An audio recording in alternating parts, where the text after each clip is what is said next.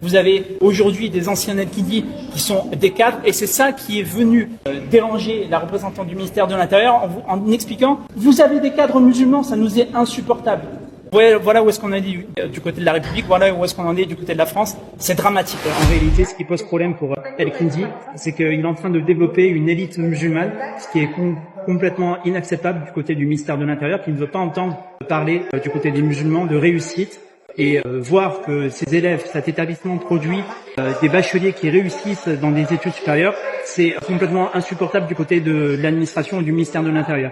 C'est une décision qui est profondément injuste, discriminatoire et islamophobe, complotiste. Il laisse entendre que derrière Al-Kindi, il y aurait des tenants des frères musulmans, alors que depuis 2009, chaque année, jusqu'en 2024, on obtenait des élargissements du contrat d'association. Donc en fait, ils sont en train de nous expliquer que l'État signerait avec des représentants des frères musulmans des financements publics au profit d'un établissement qui serait tenu par des frères musulmans. Tout ceci est invraisemblable, incompréhensible, intolérable. Et nous sommes scandalisés parce que nous avons entendu aujourd'hui du côté du ministère de l'Intérieur.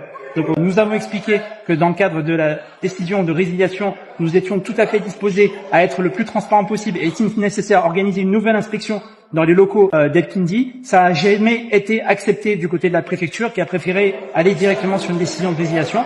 On a dit, dites-nous ce qui ne va pas, dites-nous comment il faudrait améliorer les choses. Jamais nous avons eu du côté de l'administration de la préfecture une réponse.